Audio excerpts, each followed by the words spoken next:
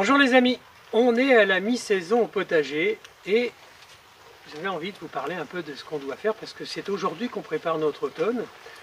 Donc je vous rappelais, il y a un mois de ça, je vous ai parlé, j'ai fait le composteur, on a montré comment on faisait du compost.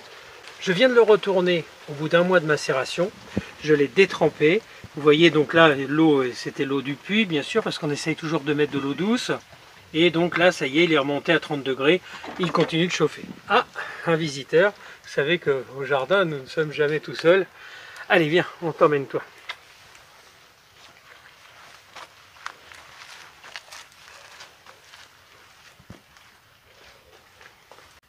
Je vous fais un petit tour du potager assez rapidement. Les patates douces. Aujourd'hui, nous sommes le 31 juillet, nous filmons la vidéo le 31. Vous allez la visionner à partir du 1er août. Donc aujourd'hui, pour vous, à partir du 1er août, il faut mettre 5 litres d'eau par jour jusqu'au 15 septembre sur les pieds de patates douces.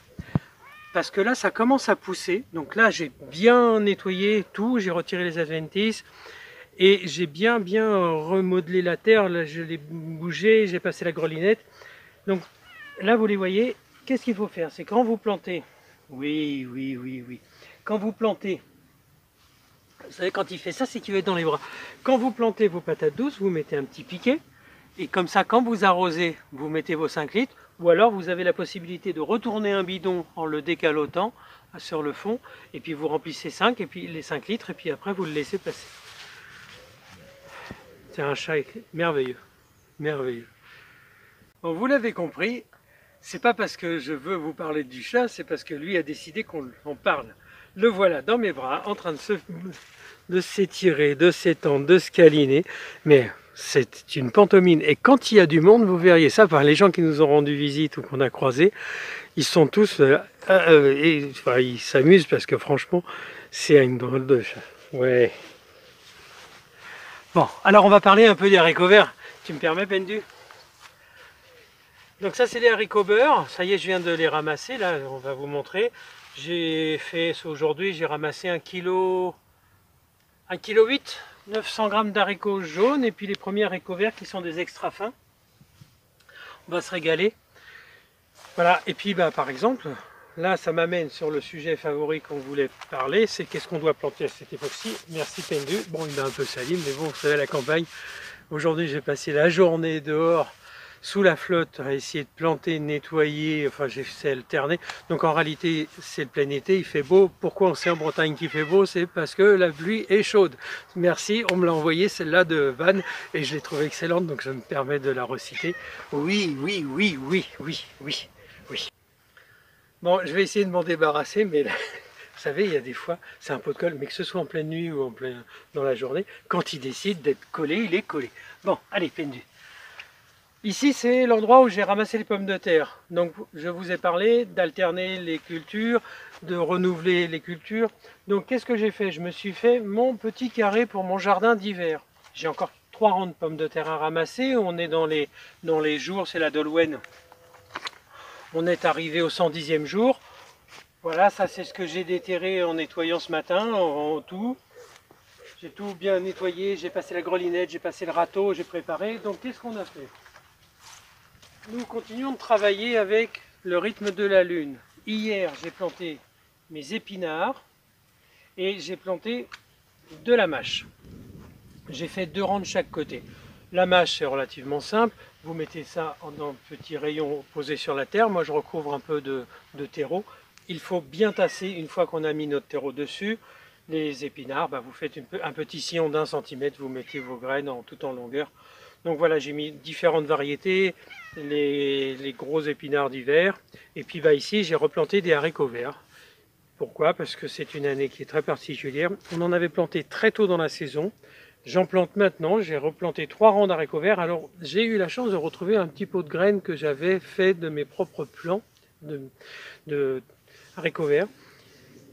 Je vais voir s'ils partent, comme ça on aura nos graines pour l'année prochaine, parce que ceux-là on les mangera pas, on les laissera monter en graines et on récupérera nos plants pour l'année prochaine. Voilà, c'est un petit peu ça, enfin pas nos plants, mais nos graines à semis. Alors, qu'est-ce qu'on peut planter en cette période-ci? Il y a de la laitue. La laitue, moi j'ai replanté de la apia. Il y a une dizaine de jours, j'ai fait mes semis. Je viens de les transplanter dans une petite serre parce qu'on est en Bretagne et que le temps va vite fait se rafraîchir. Donc, pour qu'elles se maintiennent assez longtemps, je les ai mis dans notre petite serre. Vous avez aussi, vous pouvez planter du chou rouge, vous pouvez planter du chou brocoli, parce que c'est encore la période. Il y a quelques jours, on pouvait replanter aussi du chou chinois, et on peut aussi faire du chou cabu. Le chou cabu de maintenant, moi je plante du chou cabu d'Alsace. Pourquoi? Pour faire la choucroute. Parce que le chou cabu classique, le nantais ou d'autres, ce n'est pas super pour faire de la choucroute. Voilà, parce que c'est un peu plus le chou cabu d'Alsace, il est beaucoup plus compact et donc quand on le coupe, on arrive à l'effilocher beaucoup plus fin. Bon, je vous dis ça, c'est pour la lactofermentation, c'est comme ça qu'on travaille. Qu'est-ce qu'on plante encore dans le potager? Les semis, donc je vous ai dit, la laitue, les épinards, la mâche. Vous pouvez planter bien évidemment les semis de radis noirs, les longs d'hiver, les maraîchers, voilà, c'est la période. Vous pouvez aussi replanter du navet. Il y a aussi ressemer du navet, et vous pouvez planter des oignons, les oignons hâtifs. Alors nous, on ne le fait pas cette année, des oignons hâtifs. Pourquoi? On a eu un record d'oignons, ils sont majestueux, ils sont gros, enfin on en a énormément. Oui, on peut aussi mettre des semis de carottes, c'est encore la période. Voilà, donc vous avez une bonne dizaine de légumes que vous pouvez planter. J'ai une personne qui m'a contacté il y a 2-3 jours, elle me disait « Oh là là, j'ai perdu toutes mes pommes de terre, j'ai perdu mes tomates, qu'est-ce que je peux planter maintenant ?» Voilà, c'est à peu près ce qu'on peut planter. Mais donc il faut avoir planté ça d'ici une dizaine de jours, il ne faut pas dépasser trop le 10 août. Enfin, je parle pour nous, c'est nous ce que faisons, c'est ce que nous faisons en Bretagne, parce que on ne peut pas conseiller toute la France quand on est dans un endroit, c'est pas la même chose. Je vous fais faire un petit tour vite fait du potager, on en a fait déjà quelques-uns. Bon, bah donc là c'est une sacrée réussite, c'est des concombres, on en a à foison, ils arrivent, on a commencé à en manger, ça ce sont tous nos piments. Là vous pouvez voir, ce sont les piments d'Espelette. Ici, on les voit, on les reconnaît facilement. Vous savez, quand ça part comme ça, voilà, ce sont nos premiers piments d'Espelette. On a 4 pieds. Donc ici, on a les cornichons. Et donc, ça, c'est un essai que j'ai fait cette année parce que je ne connaissais pas. Ça vaut vraiment la peine. C'est mignon comme tout. C'est des concombres à confire. Ils sont tout petits, regardez par rapport à mon doigt. Donc bon, je laisse. Après, écoutez, ça m'a fait plaisir. Voilà, c'est une expérience comme une autre. Les petits pois, on ne revient pas dessus. On a déjà fait nos récoltes. C'est la fin des petits pois. Petite astuce que j'ai fait, c'est que je les ai plantés en plusieurs fois étalés. On avait décidé de faire au moins 5 à 6 kilos. On a dépassé nos espérances. On en reparlera un peu plus tard. Et les radis, donc bah voilà, c'est les radis à manger. C'est les derniers radis rouges que j'ai plantés. Ils vont être super. Bon, les poireaux d'hiver.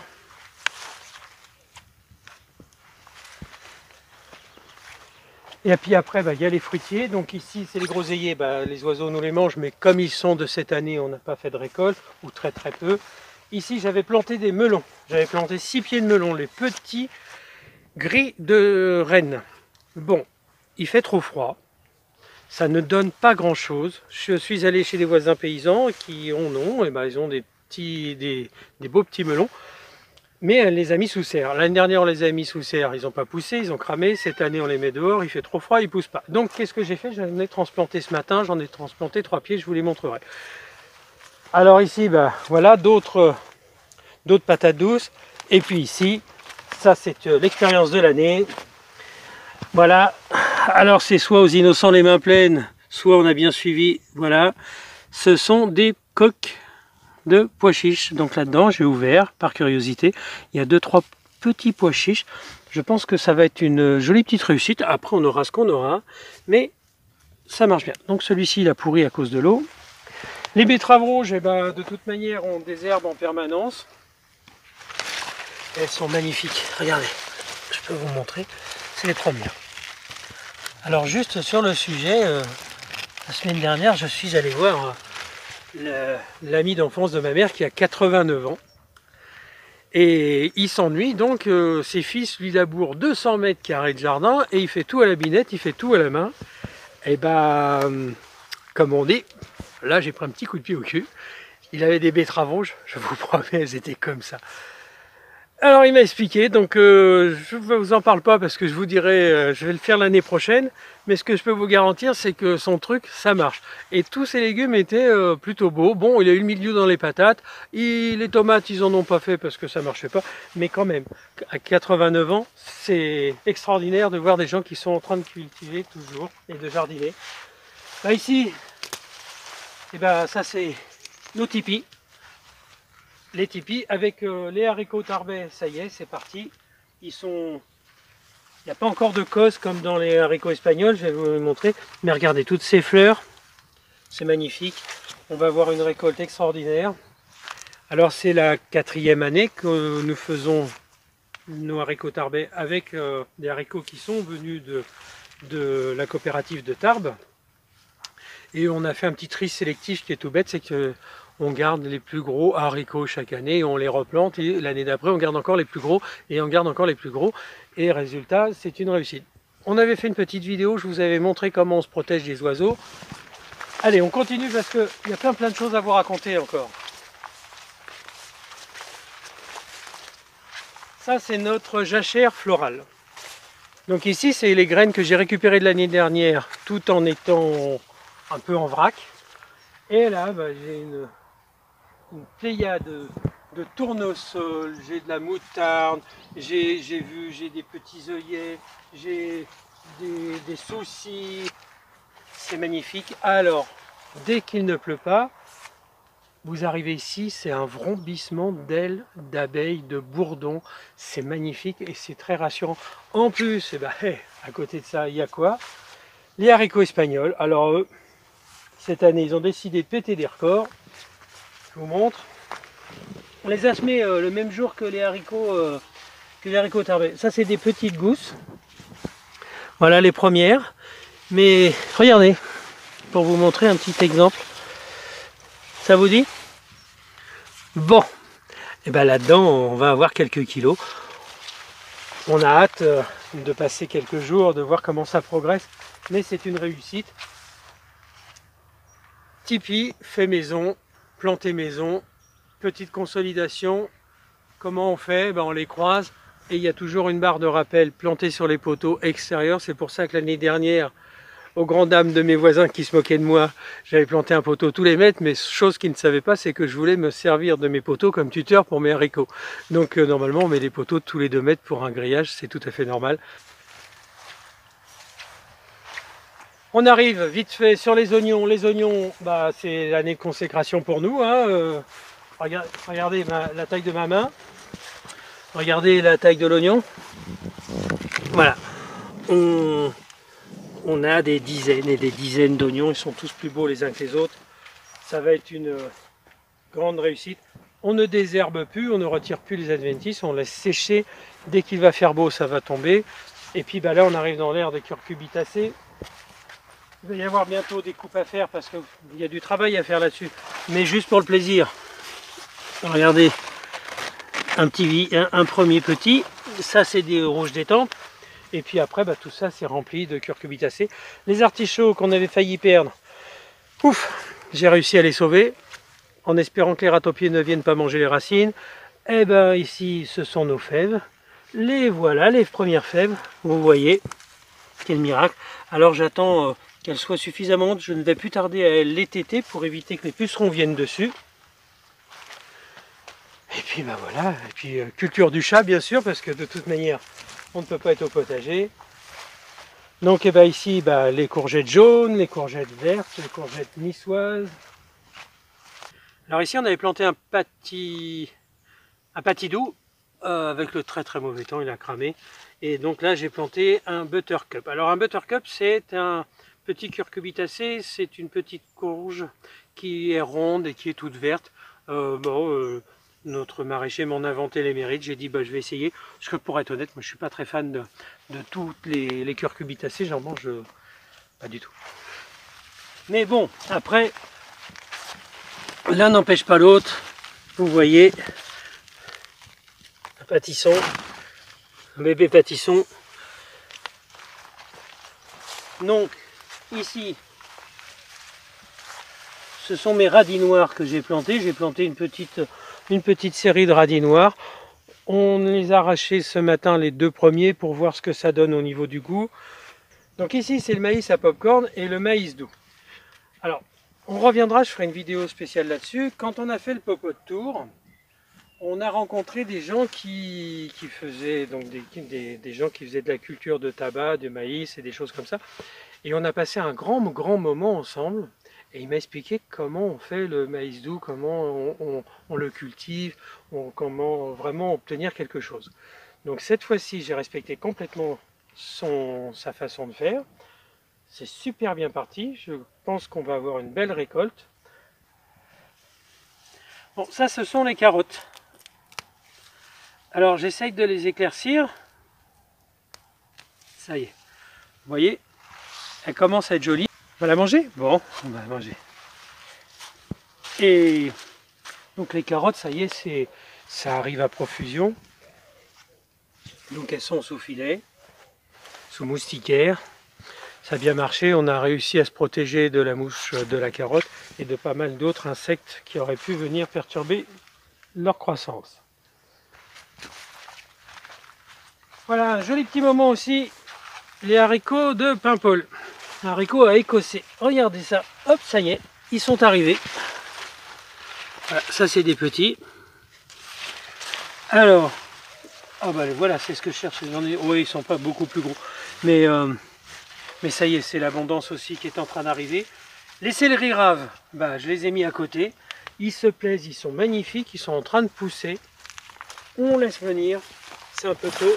Regardez-moi ça. Vous avez déjà remarqué que le céleri rave à côté des haricots, ça se plaît bien. Regardez-moi ça.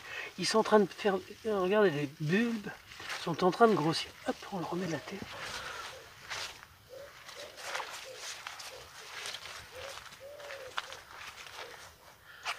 Qu'est-ce qu'on est heureux, hein? Vous nous voyez, alors, et puis, bah, ça y est, c'est la saison des mûres qui arrive. On a fait des records aussi en matière de cassis, sachant qu'on les a déplantés cette année, qu'on les a replantés. Les groseilliers macro, on a fait de l'ordre de 3,5 kg. Les groseilles, on en a aussi, ça a super bien marché. Les fraises, on s'en est très bien sorti. Donc ça, ce sont des mûres. Particularité, c'est des mûres qu'on a plantées, c'est des branches sans épines. Et ça fait des très grosses mûres. Comme ça, bah, vous les voyez, elles vont bientôt arriver à terme. Regardez par rapport à mon doigt. Voilà. On en a goûté quelques-unes, elles ne sont pas tout à fait mûres, mais ça va venir. Donc on a prévu ça, comme il y aura une pergola, en réalité ça va venir se rejoindre et ça fera quelque chose de joli. Sandrine m'a nettoyé la carotte. Première fois qu'on goûte de la carotte de cette année. Non, c'est le chaos hein, dans le potager. Tout est décalé, c'est en retard, c'est en avance. Donc on s'adapte. Tous les jours j'y suis. Mais bon, c'est pas important. Il y a l'ail. À l'ail normalement. Regardez. Il est beau, hein? Il est encore en train de grossir. Les fans ne sèchent pas. Bon, on le laisse venir. On en a un peu de partout. On en avait planté plusieurs. On a ramassé, on avait un petit résidu de cassette qu'on avait planté de l'autre côté, on l'a ramassé, donc Sandrine va nous faire une petite purée d'ail pour faire la jonction en attendant. Ça c'est la deuxième série de carottes qui arrive. J'en ai planté une troisième fois. Et puis bah, je vous disais, c'est une année à oignons. Les oignons rouges, et bah, c'est pareil. Ils sont magnifiques. Voilà, donc vous voyez, c'est mes doigts à côté, c'est pas mal hein, quand même. Et puis il y en a des beaucoup plus gros, mais voilà. Après, bon, là, il y a encore de l'ail, mais bon, on n'a pas désherbé, on n'a pas eu le temps, on est super charrette, hein, comme on dit. C'est vraiment une année faste pour les haricots. Ça, ce sont des haricots rouges, les haricots chili. Nous, on en plante tous les ans parce que bah, c'est un de mes petits plats préférés, j'adore ça. Et puis, bah, si on peut se faire nos propres haricots, ça, ce sont nos propres plantations. C'est-à-dire qu'on a conservé nos graines de l'année dernière, pareil, dans le même truc. On a gardé les plus grosses graines et puis on plante. Et puis, bah, c'est une réussite aussi. Alors là, il y en a pléthore, hein, comme on dit. Regardez, un pied. J'en compte 1, 2, 3, 4, 5, 6, 7, 8, 9, 10, 11, 12, plus d'une douzaine rien que sur le haut du pied. Là, je suis dans les glaïeuls. Mon père, quand il était beaucoup plus jeune, je me rappelle qu'il rentrait à la maison avec des brassées de glaïeul pour ma mère, c'était sa fleur préférée. Et bon, ben, j'en plante et puis c'est vrai que c'est beau. Enfin, je veux dire, regardez ça, des couleurs magnifiques, du violet, du rose, du jaune, de l'orange. De l'autre côté, on a du pourpre. Voilà, on en a toutes les couleurs. Bon, on est là à côté de l'autre endroit qui a nécessité beaucoup de soucis. Des pommes de terre Vitlotte qui sont à 140 jours, normalement on devrait les ramasser vers le 20 août. C'est une catastrophe, donc on les ramassera pour voir, mais je les laisse comme ça, j'ai coupé les fans. Ça, c'est la désirée. Cette année, c'est la seule pomme de terre qui a résisté au mildiou. On est à 100, pas loin de 110 jours, puisqu'on avait planté le 17 avril, pas loin de 120 jours. La semaine prochaine, je les ramasse complètement. J'aurai fini mon ramassage de Dolwen, de Désiré, encore une vingtaine de jours pour la Vitlotte. Bon, bah, la Vitlotte, on ne compte pas dessus. Mais bon an, mal an, on vous donnera un peu le retour sur ça. La culture de l'aubergine, on en a déjà parlé, ça nécessite beaucoup de soins. Ça aime bien l'humidité, mais pas être détrempé. Ça a besoin d'être protégé, ça aime la chaleur. L'année dernière, on les avait paillés. Cette année, on a fait le choix de ne pas pailler, malgré que ce soit vraiment quelque chose de très important pour la culture quand on veut essayer de faire des choses bien, mais cette année beaucoup trop de limaces et puis j'ai pas eu envie de prendre le risque. Donc je reviens là-dessus. Voilà, ça c'est donc des aubergines. On n'en aura pas 16 ou 18 comme l'année dernière par pied, quoique ce n'est pas encore perdu. Mais vous voyez la différence, c'est que ces 4 pieds ou 5 pieds là sont vraiment protégés par la serre et ces 2 pieds là, ils sont dans l'alignement du vent. Ils ont beaucoup de mal, ils sont chétifs, ils ne poussent pas vraiment. Bon, j'avais mis du lin, mais le lin, avec toute la pluie qu'il y a, ben voilà, on a une seule petite fleur ici, ben c'est pas réussi, hein. Donc, mais bon, j'avais fait tout un rang de lin, et ben normalement, parce que le lin, ça empêche les doryphores de venir. Mais on n'aura pas le résultat cette année. Les tomates. Bon, la principale chose pour avoir des tomates, en Bretagne du moins, c'est d'avoir une serre. Si vous n'avez pas de serre, vous avez beaucoup plus de risques d'avoir du mildiou.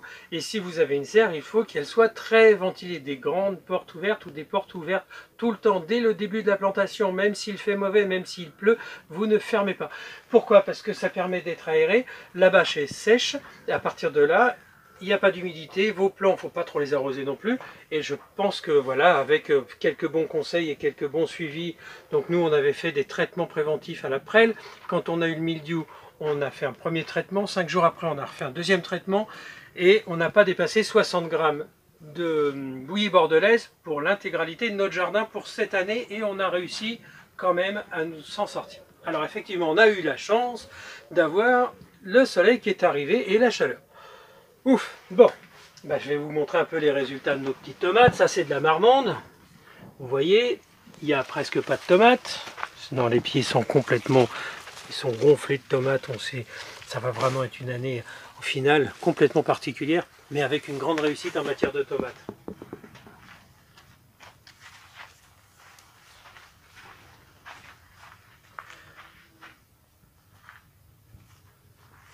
Je vais vous montrer mes préférés.